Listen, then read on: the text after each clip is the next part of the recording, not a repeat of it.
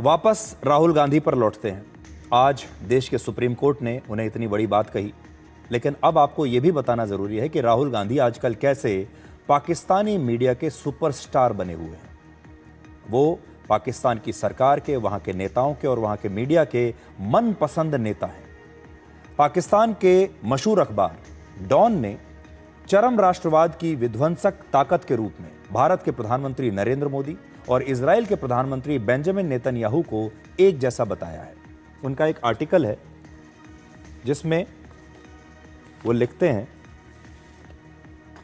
कि जो काम बेंजामिन नेतन्याहू ने राष्ट्रवाद के नाम पर गाजा में किया, ऐसा ही भारत भी कर रहा है।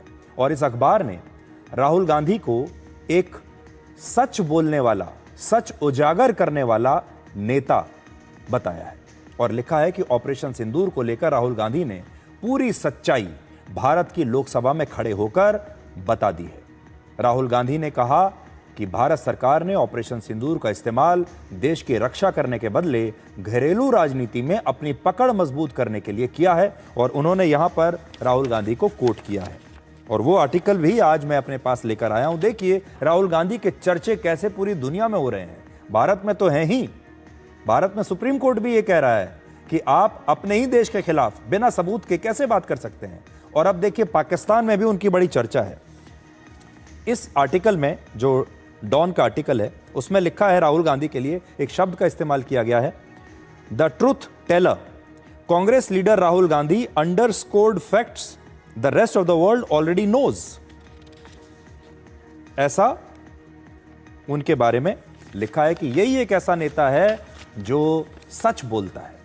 और फिर उन्हीं को कोट करते हुए उन्होंने लिखा है कि राहुल गांधी ने कहा that Pakistan had indeed taken down 5 Indian aircrafts and the government had pushed Pakistan and China into a close military relationship. Rahul Gandhi ने चीन और पाकिस्तान के मिलिट्री रिलेशनशिप को और मजबूत किया। और राहुल गांधी के बयानों को सुनकर ऐसा लगता है कि मानो उन्होंने पाकिस्तान के 5 भारतीय विमान के मार गिराने के दावे को बिल्कुल सच मान लिया, क्योंकि इसमें उन्हें कोट किया गया है कि राहुल गांधी ने कहा कि पाकिस्तान ने वाकई भारत के 5 फाइटर जेट्स को गिरा दिया है और भारत की वजह से ही पाकिस्तान और चीन के बीच में जो संबंध हैं वो बड़े गहरे हो रहे हैं। और फिर उन्होंने आगे राहुल गांधी को कोट किया है और कहा है कि राहुल गांधी ने भारत की संसद में खड़े होकर यह कहा कि प्रधानमंत्री मोदी जो है ऑपरेशन सिंदूर को अपने राष्ट्रवाद की राजनीति को मजबूत करने के लिए इस्तेमाल कर रहे हैं। और फिर इसी आर्टिकल में आगे यह भी लिखा है कि जब राहुल गांधी स्पीच दे रहे थे तो भारत में बड़ी संख्या में ज्यादा लोगों ने उन्हें सुना और जब प्रधानमंत्री मोदी बोल रहे थे तो कम लोगों ने उन्हें सुना। ऐसा इस पाकिस्तान के अखबार में लिखा हुआ है। तो ये पाकिस्तान में बैठकर हमें बता रहा है कि हमारे देश में राहुल गांधी कितने लोकप्रिय हो रहे हैं। लोग उनके भाषणों को सुन रहे हैं और फिर वो ये भी कहते हैं कि देखिए राहुल गांधी ने कह दिया कि भारत की इकॉनमी तो डेड इकॉनमी है और अमेरिका के राष्ट्रपति ने भी कह दिया कि भारत की इकॉनमी डेड इकॉनमी है। और फिर वो ये कहते हैं कि भारत इस समय ऐसी स्थिति में है जहां अमेरिका भी उससे नाराज है और चीन भी उससे नाराज है और दोनों ही ये जो देश हैं ये भारत को नकार रहे हैं। तो पाकिस्तानी मीडिया खुद भारत के बारे में जो बात लिखता है, कहता है, वही बातें राहुल गांधी भी कहते हैं और इसीलिए पाकिस्तान का मीडिया बढ़ चढ़कर उनके सबूतों के आधार पर यह लंबे लंबे लेख लिखता है। और इसीलिए पाकिस्तान का यह अखबार राहुल गांधी को भारत का सबसे सच्चा नेता बता रहा है। जैसा मैंने आपको बताया, सुप्रीम कोर्ट ने तो आज ही राहुल गांधी को कहा है कि अगर आप सच्चे भारतीय होते तो भारतीय सेना के बारे में ऐसा बयान ना देते। जबकि पाकिस्तान को लग रहा है कि राहुल गांधी भारत के सबसे सच्चे नेता हैं। इस विरोधाभास को जरा पकड़िए।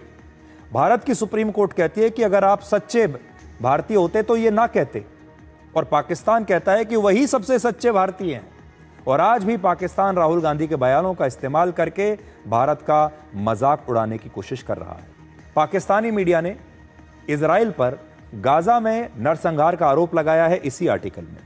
और असल में इस आर्टिकल के जरिए वो क्या कोशिश कर रहा है, वो प्रधानमंत्री मोदी और इजराइल के प्रधानमंत्री बेंजामिन नेतन्याहू को एक जैसा बता रहा है। ये दोनों एक जैसे हैं, राष्ट्रवाद के नाम पर आगे बढ़ रहे हैं। लेकिन आज हम उसको ये बताना चाहते हैं पाकिस्तान को, और जिन्होंने भी ये आर्टिकल लिखा है, कि वो कहते हैं कि भारत और इजराइल एक जैसा है। आज हम आपको ये बताते हैं कि भारत और इजराइल नहीं, पाकिस्तान और इजराइल एक जैसा है। उनका जो मूल स्वरूप है वो एक जैसा है। और वो कैसे, आप देखिए। बंटवारे के समय पाकिस्तान में करीब 14% हिंदू थे। 1947 में जब भारत का बंटवारा हुआ, पाकिस्तान में 14% हिंदू थे, जो आज मुश्किल से 2% बचे। कहां गए ये सारे हिंदू? भारत में आज भी 14% मुस्लिम आबादी है और इजराइल में आज भी 21% अरब मुस्लिम रहते हैं। और बंटवारे के समय से अगर तुलना करें तो भारत में अल्पसंख्यकों की आबादी पहले से भी और ज्यादा बढ़ गई है। तो पाकिस्तान में तो हिंदुओं का दमन हो रहा है और वो बात कर रहा है इजराइल की और भारत की।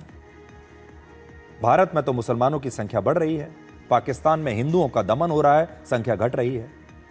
इजराइल में भी ऐसा ही है। पाकिस्तान हमेशा फिलिस्तीन और कश्मीर पर भारत और इजराइल के खिलाफ एक प्रोपेगेंडा करता है। और आप इस बात को समझिए, जबकि खुद पाकिस्तान और इजराइल के बीच कई समानताएं, तो यह समझिए कि ये दोनों देश कैसे एक जैसे हैं। पूरी दुनिया में दो देश ऐसे हैं जिनका जन्म सिर्फ एक धर्म के लोगों को सुरक्षित रखने के नाम पर हुआ है, यानी इनका जन्म ही धर्म के नाम पर हुआ है। और ये दो देश हैं, पाकिस्तान और इजराइल। पाकिस्तान का जन्म वर्ष 1947 में भारत के मुसलमानों को सुरक्षित रखने के नाम पर हुआ और उसके ठीक एक साल बाद 1948 में यहूदियों के लिए इजराइल नाम का एक अलग देश बनाया गया।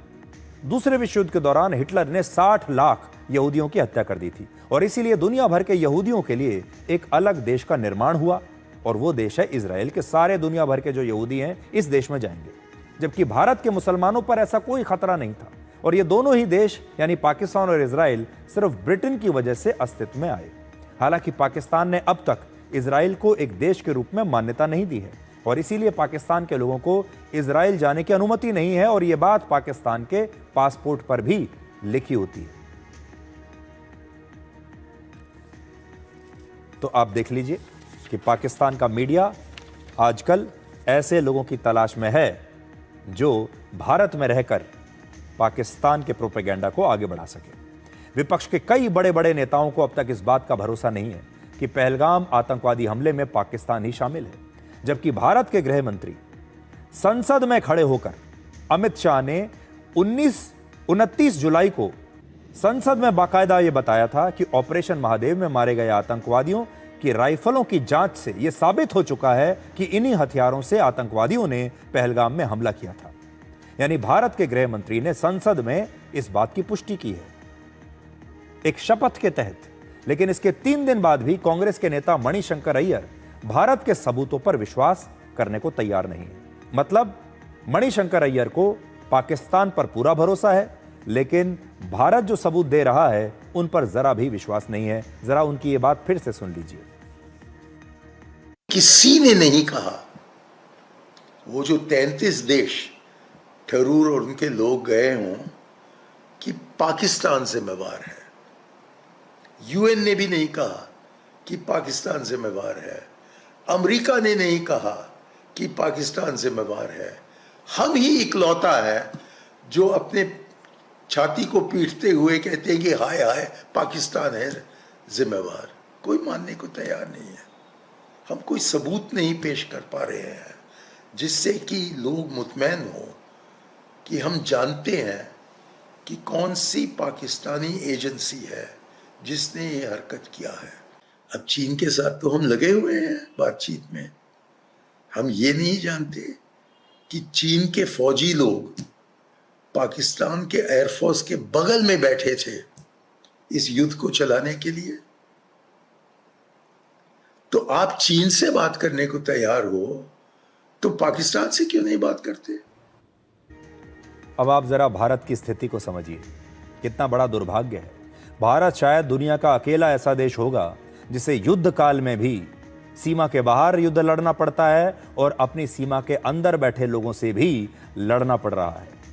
ये वो लोग हैं जो भारत की सीमा के अंदर बैठकर, भारत के पासपोर्ट होल्डर रहकर, भारत की नागरिकता लेकर, भारत के सरकारी बंगलों में रहकर, भारत के ही सरकारी गाड़ियों में बैठकर भारत के ही लोगों के वोट लेकर दुश्मन की बातों पर विश्वास करते हैं, दुश्मन की प्रशंसा करते हैं, दुश्मन की तारीफ करते हैं। पूरी दुनिया में कोई भी नेता अगर भारत के खिलाफ गवाही दे दे या भारत के खिलाफ बयान दे दे, उस बयान पर आंख बंद करके भरोसा करते हैं। लेकिन हमारी अपनी सेना पर भरोसा नहीं करते, अपनी सरकार पर भरोसा नहीं करते और इस युद्ध काल में भी सरकार का साथ नहीं देते, अपनी सेना का साथ नहीं देते। और इतिहास में ये बात जरूर दर्ज की जाएगी। हम ये बात पहले भी कहते रहे हैं कि कांग्रेस पार्टी भटक गई है। कांग्रेस पार्टी को एक कंस्ट्रक्टिव ऑपोजिशन की भूमिका निभानी चाहिए। राहुल गांधी को विपक्ष के नेता के तौर पर पॉजिटिव राजनीति करनी चाहिए। राहुल गांधी को बताना चाहिए कि उनके पास मोदी सरकार से बेहतर क्या है, कौन सा फॉर्मूला उनके पास है, वो देश को कैसे ठीक कर सकते हैं। वो होते तो वो और क्या करते, वो देश के लिए और बेहतर साबित कैसे हो सकते हैं। और अपने आप को बेहतर साबित करने के लिए जरूरी नहीं है कि अपने प्रतिद्वंदी की आलोचना ही की जाए हर वक्त, और अपने प्रतिद्वंदी के चक्कर में अपने देश की आलोचना करना भी वो शुरू कर दें। आपको याद होगा जब वो विदेश गए थे कुछ समय पहले, तो विदेश में जाकर विदेशी भूमि पर खड़े होकर उन्होंने लोगों से अपील की थी, विदेशी लोगों से, संस्थाओं से, सरकारों से, कि भारत में लोकतंत्र खतरे में है और भारत में लोकतंत्र को बचाना इस समय बड़ा आवश्यक है। तब जाकर उन्होंने ये बात कही थी। तो अब आप सोचिए, भारत का इतना बड़ा नेता भारत से बाहर जाकर अगर ये बात करे भारत के बारे में कि भारत का लोकतंत्र तो अब खत्म होता जा रहा है, दुनिया को इसे बचाना चाहिए, तो आप समझिए कि उस नेता के मन में क्या है। भारत के प्रति इतनी नफरत क्यों है, आज बड़ा सवाल यह है।